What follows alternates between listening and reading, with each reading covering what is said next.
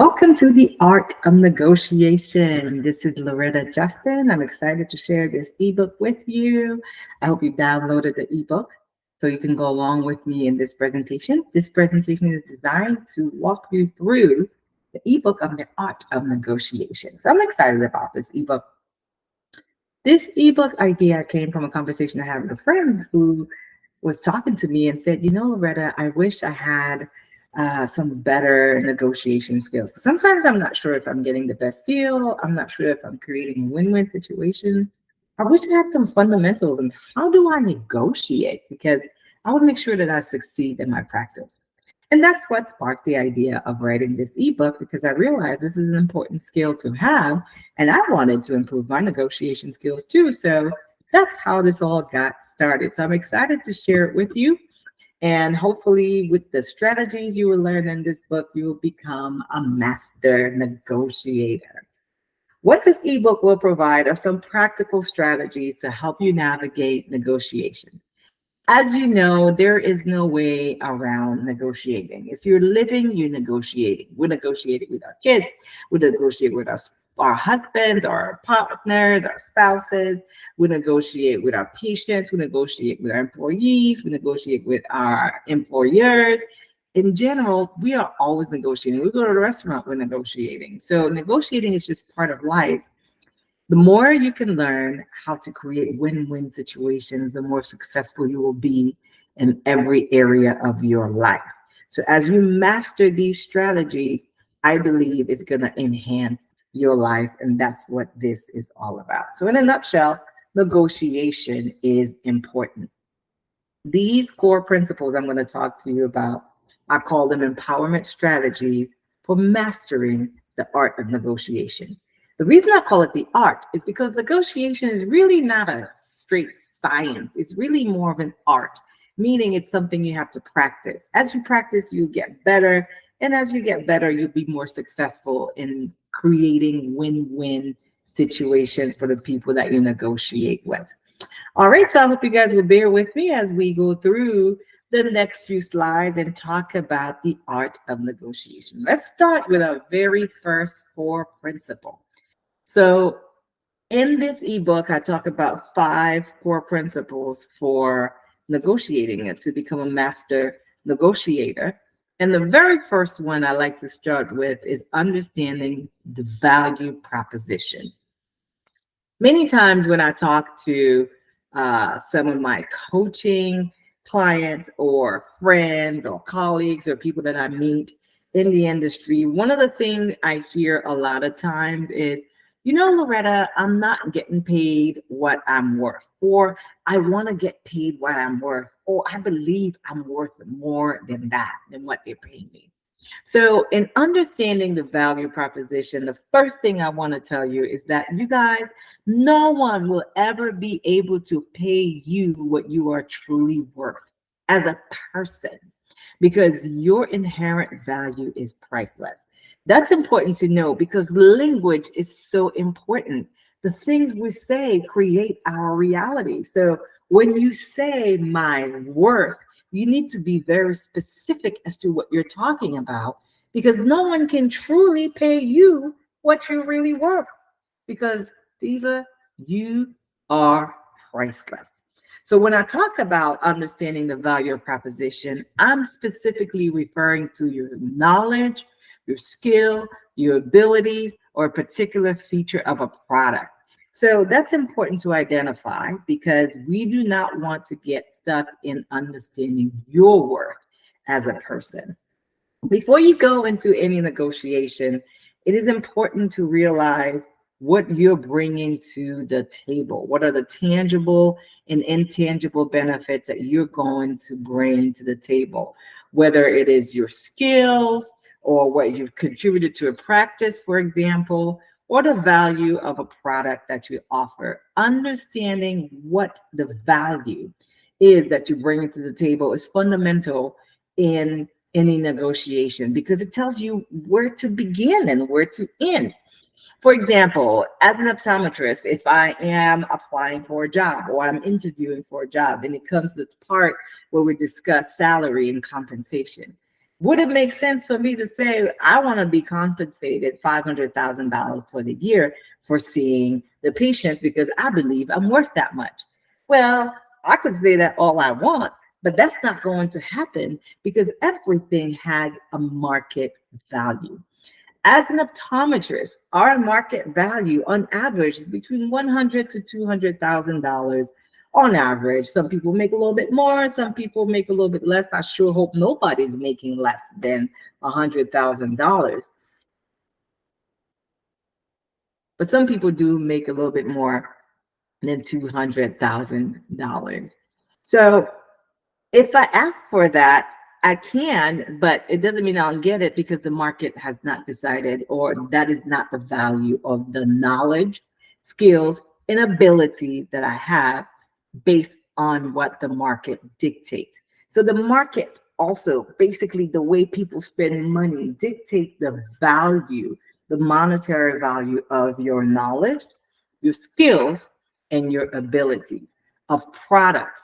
There's a lot of value that is assigned on things based on what the market is willing to pay for it. So when you're going to go into a negotiation, you need to understand within your value proposition, what is the market value for the thing that you are negotiating? And that depends on what the market deems is the proper market value for it.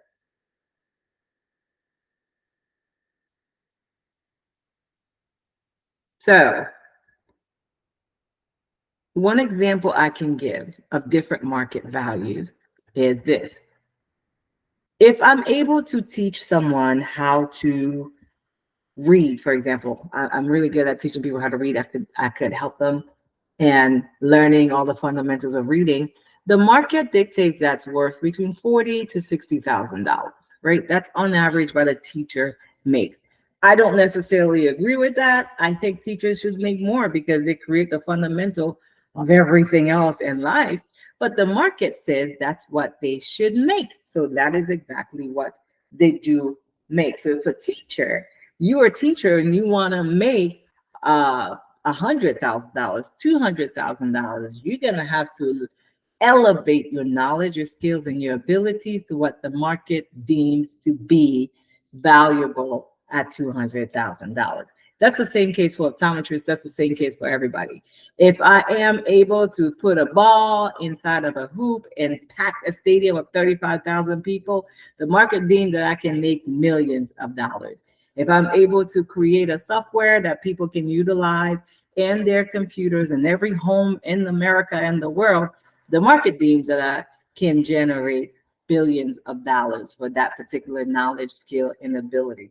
So in negotiation, it's important to understand the value proposition, and that starts with a fundamental understanding of what is it that I'm going to negotiate for and what is the market say that it's worth.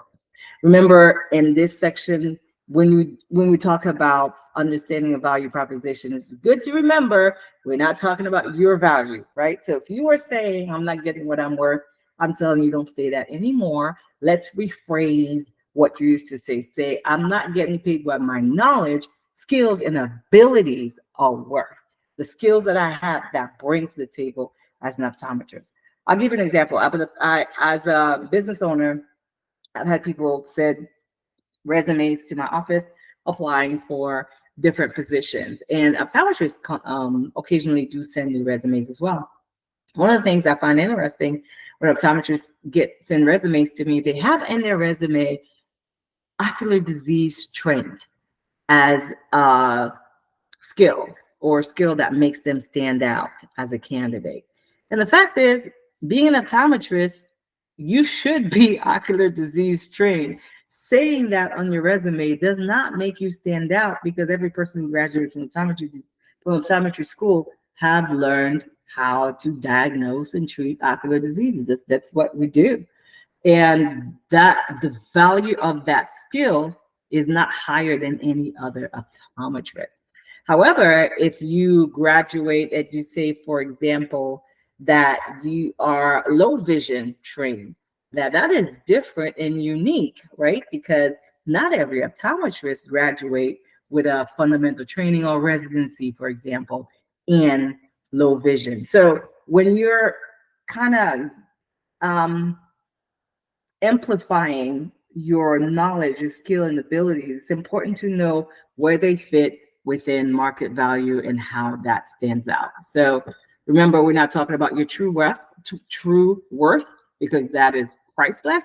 That involves your unique experiences, personal value, intrinsic qualities. No one can put a price tag on that. When I talk about the value proposition, I want you to focus on your knowledge, skills, and the abilities you bring to the table. Negotiate based on your expertise and the abilities that you have, not your worth. So, principle number one, understand the value propositions. Let's go over some examples of how these were done. So, let me introduce to you Dr. Emily Carter. Dr. Emily Carter wanted a new state-of-the-art retinal imaging. And in this example, you guys, you can air quote Dr. Emily Carter, aka Dr. Loretta Justin, but it makes so much more sense to say Emily Carter because then I don't want to talk about myself, right? So Dr. Emily Carter wanted a new state-of-the-art retina imaging. And she got a quote from one of her vendors, but the quote was just way above what she wanted to spend and what she budgeted for this particular device. Now, it is from one of the companies that she wanted to work with because of the value that the company would bring to her, not just in this device, but the big picture of all the other type of equipment she could get from the same company. So because she wanted to create a better deal, she wanted to present the company with a counter offer. So to do that, Dr. Carter, who I'll call Emily, started gathering data to show basically for herself, what is this device going to do for me in my practice? How's it going to help me? Is it going to be a device that's going to help me increase in revenue, or is it efficiency, or is it both? So the first set of review of data that she did was really understanding what is this going to bring for me. I am guilty of buying equipment myself where I didn't think about what it was going to do for me in the beginning, and then I would buy the equipment and I'll complain about how the equipment didn't really do anything for me. I'm paying all this bill, but I don't see what it's bringing. That's because I didn't take the time before I bought the equipment to determine what exactly is the value of this device for my practice. So Emily took the time to understand the value of the equipment, what it's going to bring to her, and then see as well what can she offer to the company to negotiate a better deal. If you're looking in the ebook, I talk about how Emily was able to leverage her network of doctors that she knows, sharing with the vendor that, I can recommend this to other practitioners who are in my network, provided it works for me and it delivers on these values that this device has. So because she was able to see the true value of the device and show the value of her connections and show the value that this would do for her practice, and then also let the vendor know that this could become a long-term relationship because she's looking to buy other equipment in the future. Bringing all those together, she was able to negotiate a price that made sense for her and the vendor. So the point in this is really understanding the value proposition of the product that you're buying or that you're negotiating for. The other example is Dr. Maria Torres. Now, she's in a different situation. Maria Torres does not own her own practice, but she is an employed optometrist. Now, Maria felt that her salary did not reflect her contributions to the practice and the increased responsibilities that she had. So, what did she do? Did she just go on social media and start talking about how my bosses are taking advantage of me? They don't like me. I can't believe they're doing this to me. They're not paying me what I'm worth. They just want to use me. Did she call her friends or different chats and just kind of start complaining and whining about it? No. What she did, she conducted a thorough analysis of her contributions to the practice. If you are an employee and you work for a practice or corporation, before you ever start asking for increase in compensation, you want to do a thorough review of your contribution. What did you bring in the practice? There's an old saying that says you can't reap what you only reap what you sow. So you can't reap what you didn't sow. So if you did not contribute financially to the practice, it's going to be difficult for the practice to contribute financially to you. Now, you can have patients like you because you do you have good bedside manner, you listen to them, you care for them. That is great. That can get you a great certificate, that can get you great reviews, that will make you feel good. But if you want to make more money, you have to show how your contributions generated money. So that's exactly what Maria did. She did a whole analysis of her contribution, and she realized that her patients were spending 25% more this year over the past year because of the procedures that she implemented in the care and efficiency. Because she was able to show that value, she could negotiate a salary increase. So, my advice to you, if you're going to be negotiating for your salary increase, first, you want to understand what your contribution was. What is the value of your knowledge, skills, and abilities? You need to figure out the dollar value of what your contributions have brought to the table. So that way, when you ask for dollar compensation, it makes sense. Does that make sense? So for principle number one, I want you to know in negotiating, you need to understand the value proposition. Remember, no one can ever pay you what you're truly worth as a person because your inherent value is priceless. So you want to know the value of your knowledge, skills, and abilities that you bring to the table and the value of the products that you are negotiating for. So that's core principle number one. Core principle number two is effective communication. That is so important. Effective communication is the second fundamental that you need to have, and active listening. So those two kind of go hand in hand, which is why I put them together. Clear communication, effective communication involves being able to articulate your needs, your goals, your perspective in a straightforward and transparent manner to avoid any misunderstanding and to create a climate of honesty and authenticity. That is so important. You know, one of the challenges we can have sometimes is we're afraid to say exactly what we're saying. So we kind of go around the bush about something. And then when it doesn't happen, then we don't really express what we're really feeling.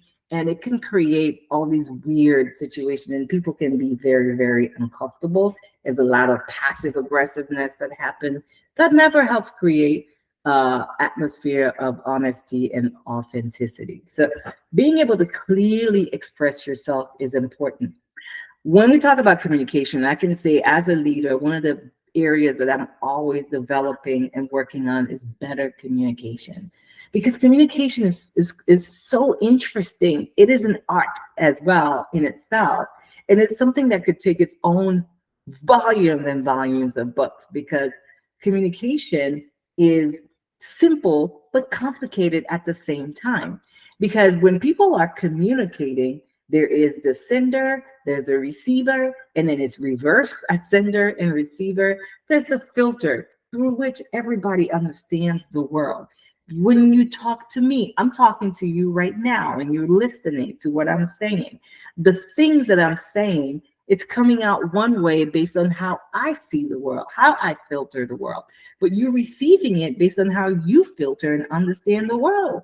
So I may say one thing, you may hear something completely different. It's important to know that we all communicate differently. Some people are more auditory, some people are more kinesthetic, some people are more visual. And when you're communicating, you need to be sensitive to the different communication modalities that people have and how they communicate. That is where you show mutual respect and understanding, right? And that is fundamental for negotiation, being able to respect the person's way of communicating. I used to talk in my staff meetings. When I'd have meetings with my team, I would come in and I would just talk about what my vision was, what I wanted to accomplish, and I can talk fast, and I would just take off and just talk and talk. I didn't ever really have a visual. Now, it turned out my staff, for the most part, were mostly visual and kinesthetic. So you could imagine how when I would come and would have a staff meeting and I would just talk and I'd say, I want to do this, let's do this, we're going to do that. And they all would look at me and I'm wondering, why do they have these blank looks when they're looking at me? Why don't they understand? I'm making this as simple as I can, but I didn't realize I wasn't speaking their language. I wasn't communicating effectively. Once I started adding visuals like a slide like this, it helped out. But there were some of the staff members, I had to meet with them one-on-one, and we kind of had to I had to actually have them touch and feel what they were doing because they are so kinesthetic. So I'm just using just those three different type of learning modalities to make this example that being effective in communication require that you respect and you take the time to understand the way other people communicate. When you do that, it can create a foundation for trust. Clear communication is one of the pillars of trust.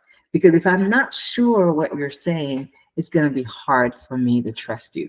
And if you want to be able to negotiate, the people you're negotiating with need to trust you and you need to trust them. And one of the ways you do that is by communicating clearly. And the other one is active listening, right? This is about concentrating on what the speaker is saying. This is a lot harder to do than it sounds, because when someone is talking to you, there is the out of control 2-year-old brain that's inside your head that says, no, no, no, my voice is the most important thing. I don't care what she has to say right now. I want to think about what we're going to have for dinner tonight.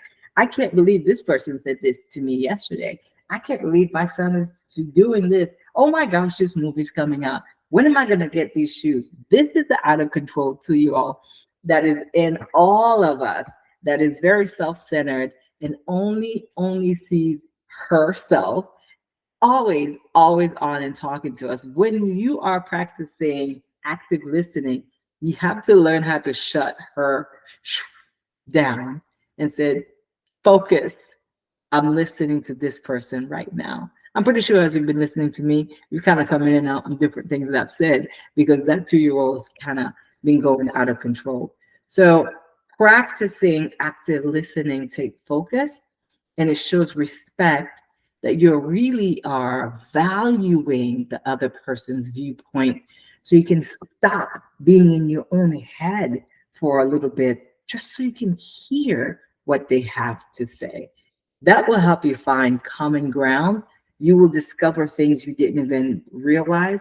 By listening alone, the person you listen to can give you all the ammunition you need to create a win-win negotiation. So when you listen to someone, you show that you value their viewpoint. I just put this little saying down there that you can show that you value someone's viewpoint even if you don't agree with them. Sometimes I've heard people say if they have to sit and listen to somebody, it means that they're putting themselves down. Not necessarily. Just sitting there and giving the person an opportunity to speak does not mean you're negating yourself or you're undervaluing your own opinion. They can be two separate things. Somebody can have their own opinions. You can have your own opinion. And they don't have to be one is better than the other. They're just two different opinions. So being able to listen, being able to communicate clearly is the second principle of negotiation, becoming a master negotiator. So let's look at some examples of how these can be used in your professional life. So let's talk about Dr. Emily, who had a challenge with one of her employees. So I've had this happen to me as well, where you would have an employee that requests a salary increase. You know, this employee is very professional. They actually made a formal request for a salary increase, as opposed to whining and complaining with the other employees, which is what a lot of people do. that I can't believe I'm not getting paid more. They should be paying me more. Yada yada yada. But this inquiry, Sarah, right here, showed some professionalism and maturity by requesting a salary increase. Now, Emily, when she got this, the first thought was, there's no way we can give this lady any more money. She wanted to deny her immediately because she's thinking the practice cannot afford this to pay more money.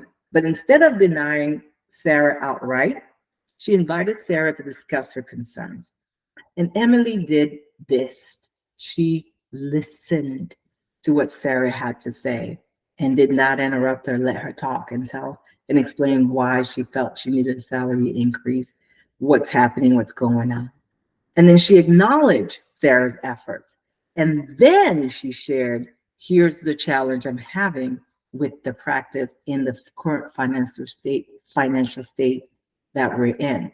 So because they were both open and they communicated clearly and they practiced active listening, they were able to discuss various options and came up with, in a way, an agreement that worked for them, which was a win-win for the both of them.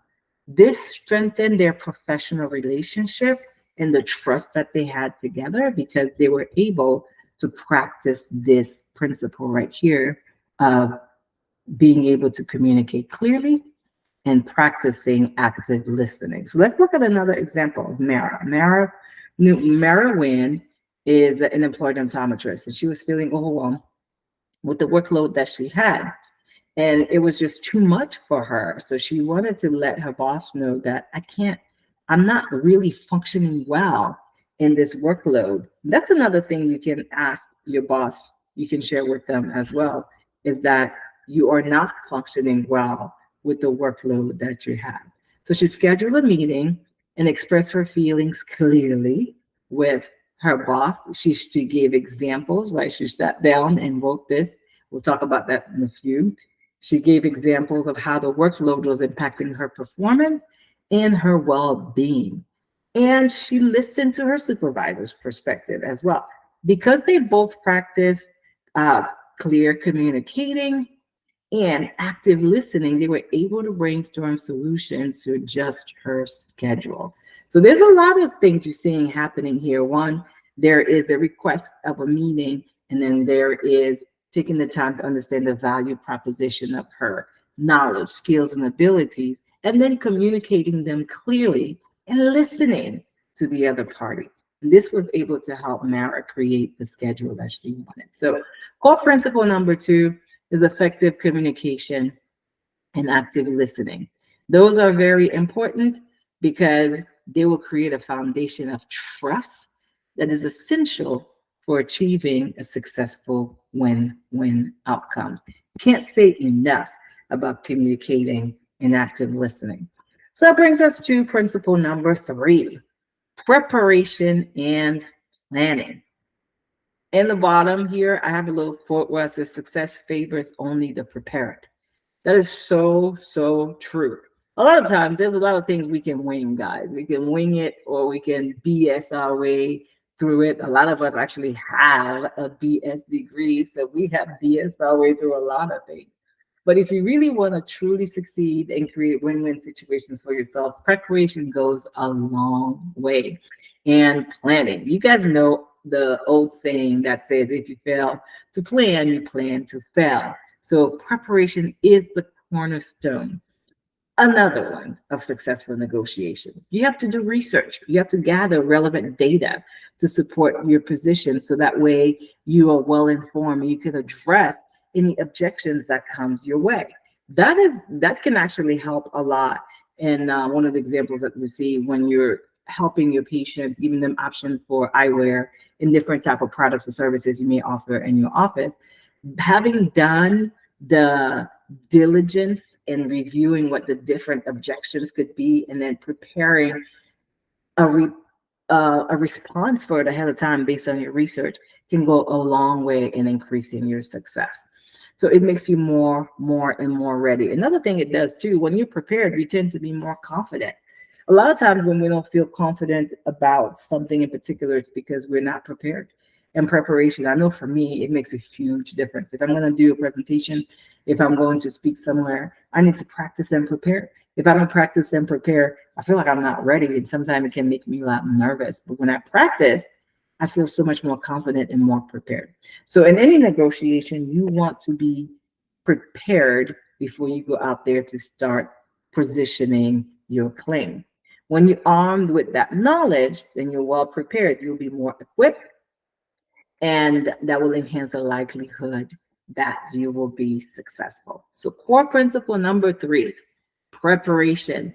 That, like I mentioned in the beginning, if you're going to ask for a raise for your particular for the area that you are at in your job, you need to research what does the average optometrist make, and those who make more, what do they do?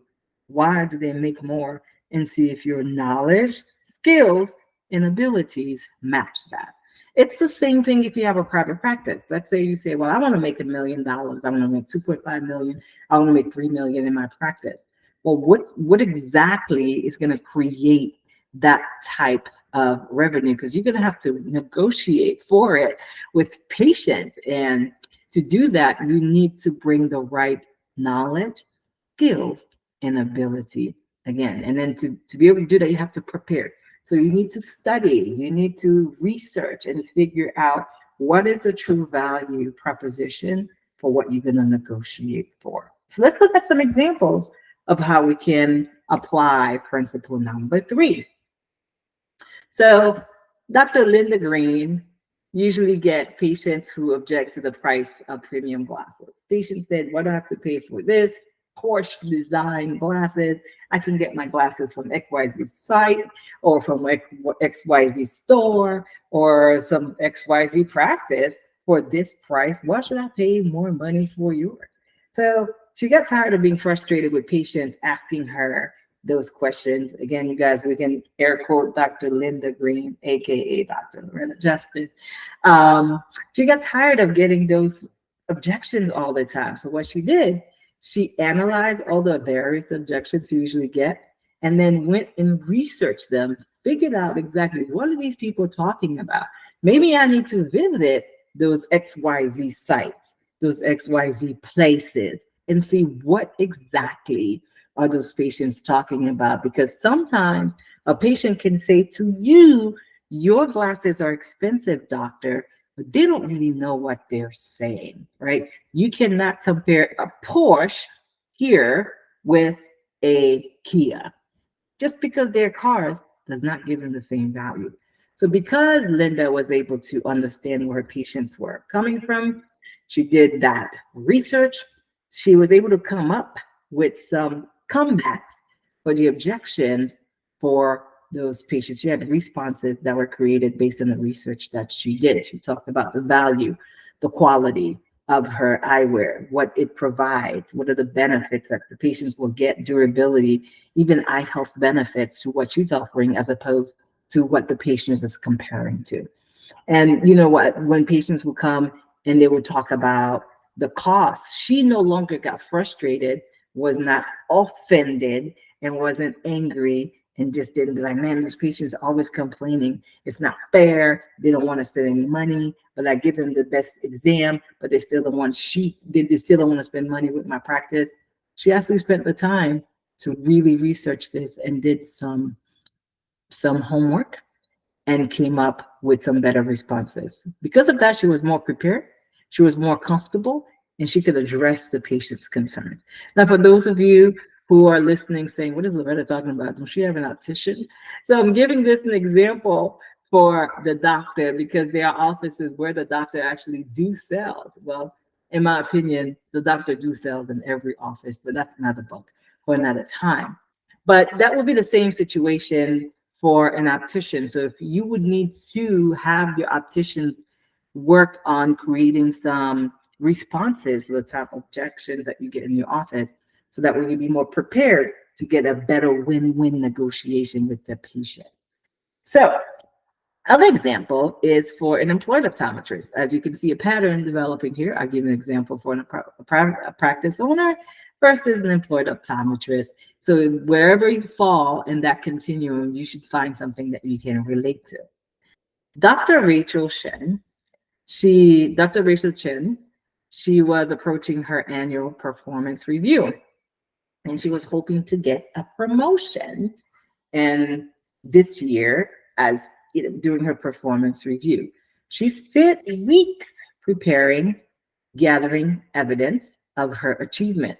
What she did not do is bite her fingernails or get stressed out about it or freak out about it and just go and just talk about it everywhere with everybody else who cannot solve the solution. Whenever you have a problem or a challenge, I want to recommend you guys that you would actually, in addition to, I'm not saying you can't vent. Venting is important. I vent sometimes. We all have our ways of venting. It is good to vent, but venting doesn't solve the problem. You ultimately need to address the problem. And the person you need to address it with is a person in the position to make a difference and create a solution for your problem. So in Rachel's case, she needed to address it with her manager to talk about that. So she spent time preparing, gathering evidence of her achievement, patient feedbacks, treatment outcome, and contribution to the practice's financial growth, right? Remember, I say you reap what you sow. If you want to reap more money in your job, you need to sow more money in that company. It really is just apples for apples. That's what it is. So in addition to having positive patient feedback, successful treatment outcomes, what Rachel was able to demonstrate is that her contribution increased the practice's money growth, financial growth. I know I'm talking from the position of a practice owner, a business owner, and my thinking is a little bit different. But what I'm hoping I can relate to you is that it's not, you don't put yourself in a good negotiating position if you're asking for something that you cannot demonstrate you've been able to deliver. So she also researched the responsibilities and expectation of the desired position that she wanted. So she was well prepared when the day of the review came and she was able to present her case with confidence. She impressed her bosses, and guess what? She got a promotion. So you can't just get it just because you want it. That's not good enough. You actually have to show why you deserve it. And you can't reap what you don't sow. So those are the two examples for core principle number 3. Remember, it talks about preparation and planning. That's important because success favors the prepared. So that's important for principle number 3. We got 2 more principles that we're going to go over before we finish this ebook. Principle number 4, building relationships and rapport. That is important as well. As you can see, I'm going to say every single one of them are important because these 5 core principles really will help you negotiate and become a better negotiator and become a master negotiator. So I can't say enough about building a relationship and rapport, right? Because people buy from those they know, like, and trust. People do business with people they know, like, and trust. People negotiate better terms with people they know, like, and trust. So building relationships and rapport goes a long way. It's key to successful long-term partnership. Trust and mutual respect is built through building relationship. It reduces risk, allows for open communication. Um, it helps foster collaboration, create a more united atmosphere, more collaborative environment. And it just keeps everything working in the right direction. So it's important to build relationship and rapport. Everybody have their own way of building relationship, just like everybody have their own way of communicating. And understanding how other people feel appreciated is really important because then you can show them appreciation based on how they understand it. This is very important in building a relationship. You got to see where the person is coming from. It requires for you to get out of yourself for a little bit to be able to do that. So you can definitely do things like staying in touch, showing genuine interest when people are talking. Like we talked about listening, understanding their perspective, finding ways to make them feel valued and understood is very, very important.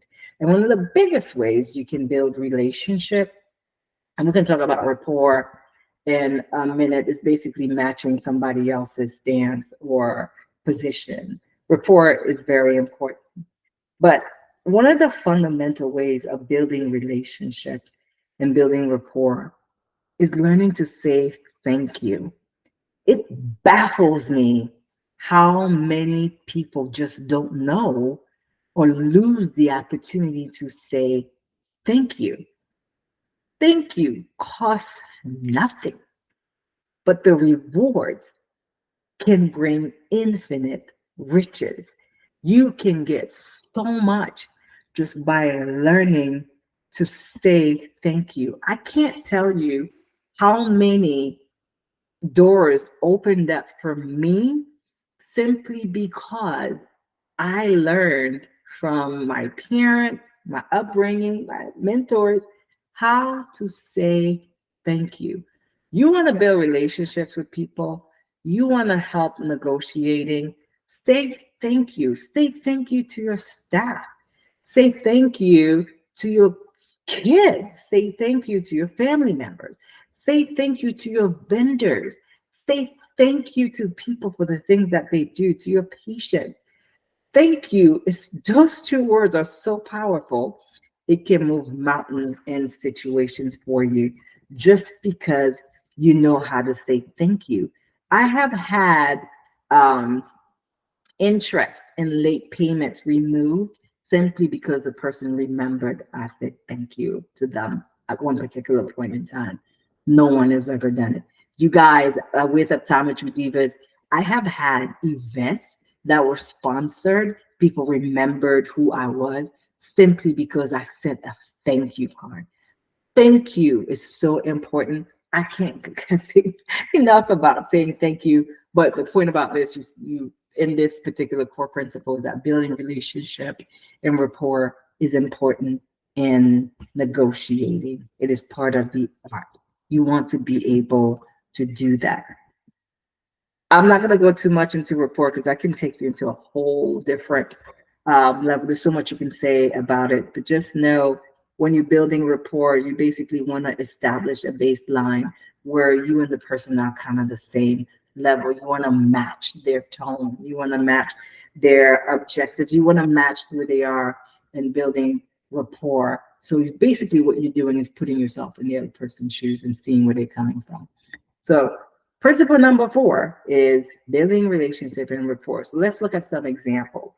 Dr. Brown knew the importance of building strong relationships with her suppliers. So she made a point to check in with her primary contact every now and then. You know, there you can send happy holidays um, cards, e-cards to your vendors to say thank you. You can tell them thank you when they come over to your office. We had instituted something in our office. Whenever a vendor would come, they would do a lunch and learn. We would all sign a thank you card and say thank you, and I would give it to them with a book, a gift card, or something. And that used to blow them away because they had never expected for anybody to thank them for coming. And that has gotten me so many deals on equipment I can't even begin to explain. So say thank you. Like Sarah did. She would check with her vendors often. So when the time came to review costs, because she had built a relationship with the person, remember, people are important because no matter what you're negotiating, you are doing it with a person. And you should always try to negotiate with a person, not just through emails. You need to actually touch another human being, because that's where things like relationship and rapport will make a huge difference. Because she had nurtured this relationship with that vendor, she was able to negotiate a good deal for her supply. So build relationships with your vendors outside of just them stopping by to talk to you about new products, but build relationship with them, get to know them, and tell them thank you. John, John Miller, we give a guy example here, right? Can't just talk about just the ladies only. Dr. John wanted to grow in his profession, and he understood the value of building professional relationships. So what did he do? He got involved, right? I asked people to get involved in optometry divas, get involved in local meetings, get involved in Facebook groups, get involved in the website, talking and sharing, get involved with people, come to the event because they can help you build develop and build relationships. So because he participated in these things, he built relationship, he developed a network of people who gave him advice and opportunities. So when a position came at a prestigious practice, his reputation played a role in him getting that job.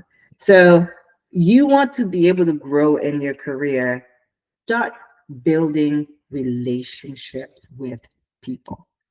So core principle number 4, build relationship. Cost nothing to say thank you, but the rewards are infinitely rich. So say thank you. That goes a long way in building relationship. So we are moving now to our final principle is core principle number 5. In this principle, I want to talk about the final thing I want to add to the art of negotiation is being flexible. So when you're going to go into negotiation, it's important to understand that you can't really tightly dictate what the outcome should be.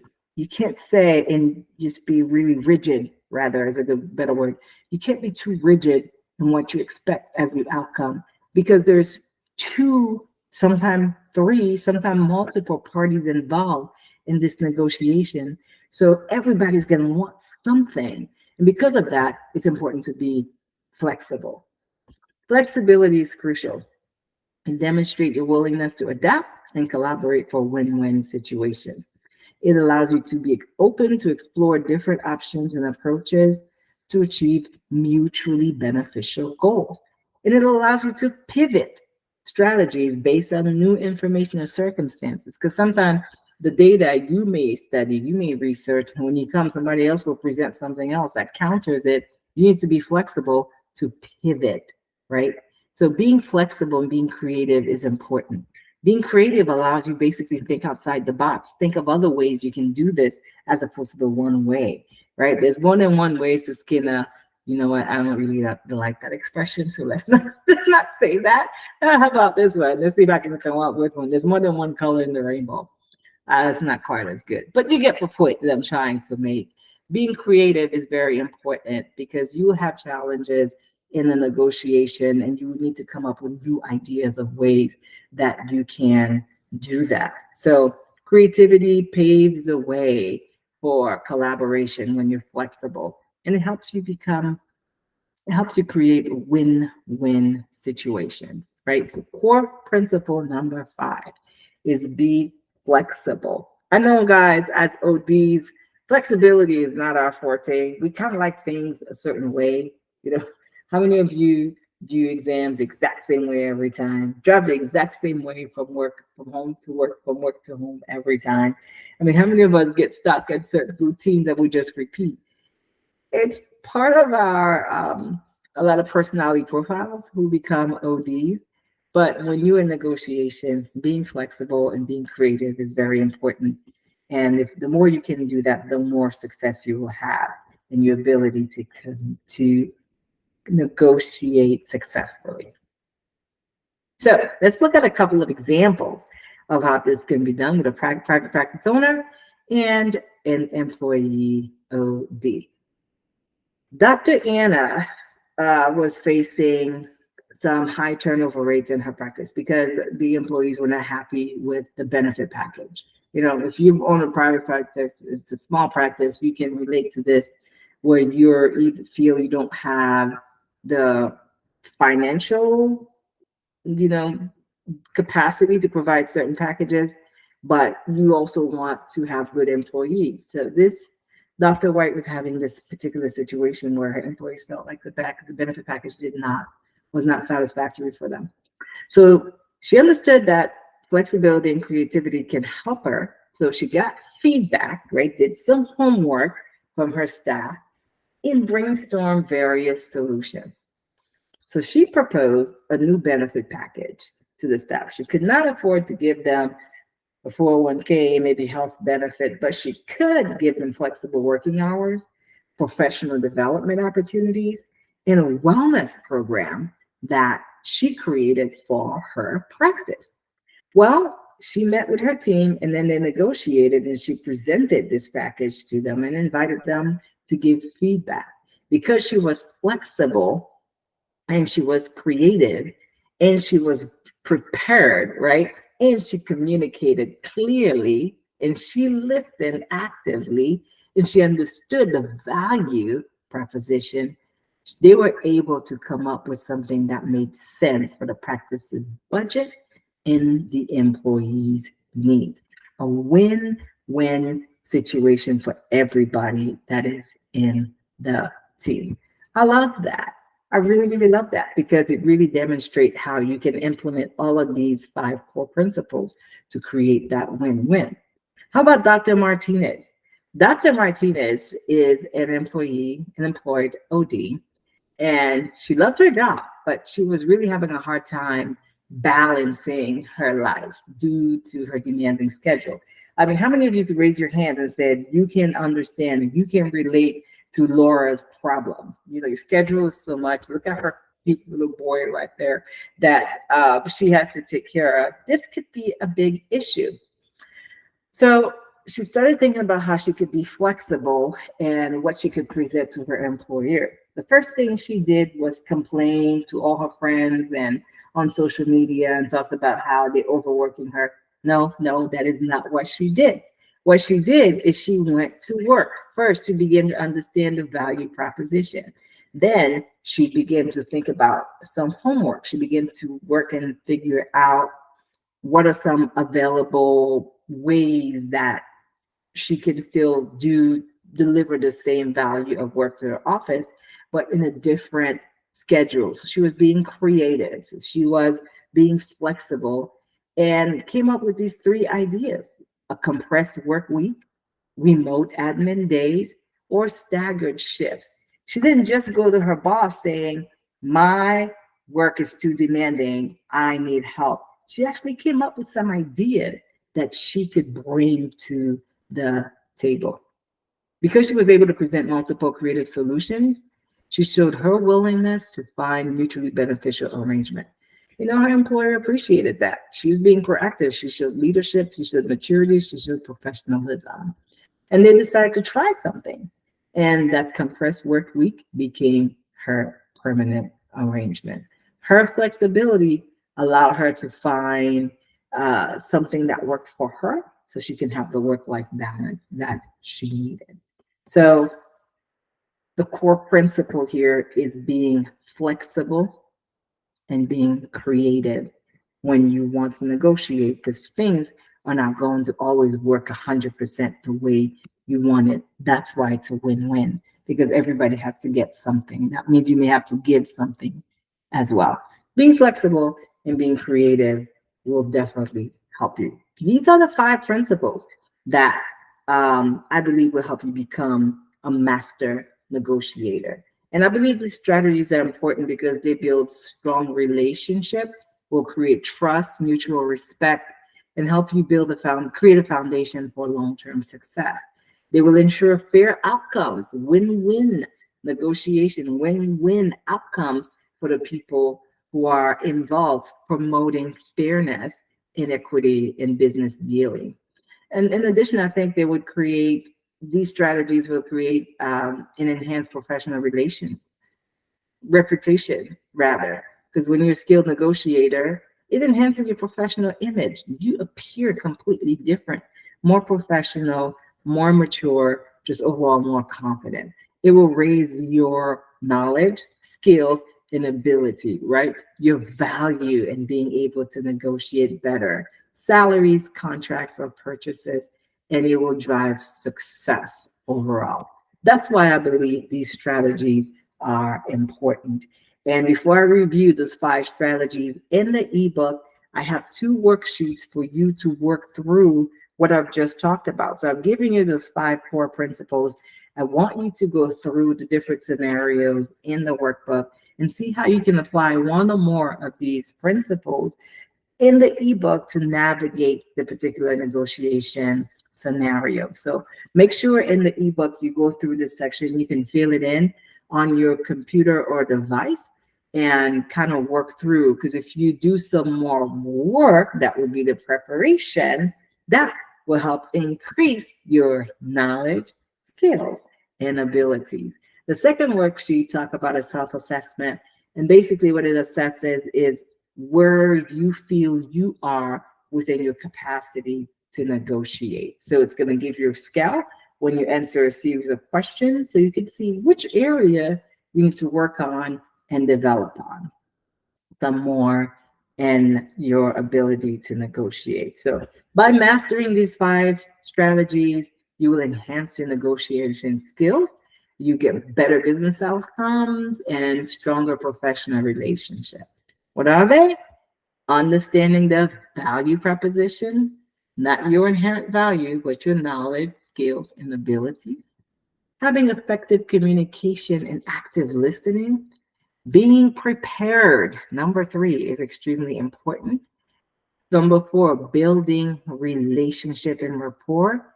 And number 5, being flexible with creativity. Whether you're a practice owner or an employee, these strategies are key to negotiation that will benefit all parties involved. As a member of Optometry Divas, you have the support and resources needed to thrive in your career and your personal and professional life. I truly hope that this ebook has inspired and empowered you to achieve better success in negotiations and everything beyond. I want to truly thank you for being a valued member of our community, because together, my goal is that we can continue to empower and uplift each other in pursuing professional success. If these ebooks are helping you and you're listening to this book and made a difference for you, consider giving us a review on the website for this ebook. So when you download the product, you're able to give a review. Let us know if this ebook helped you.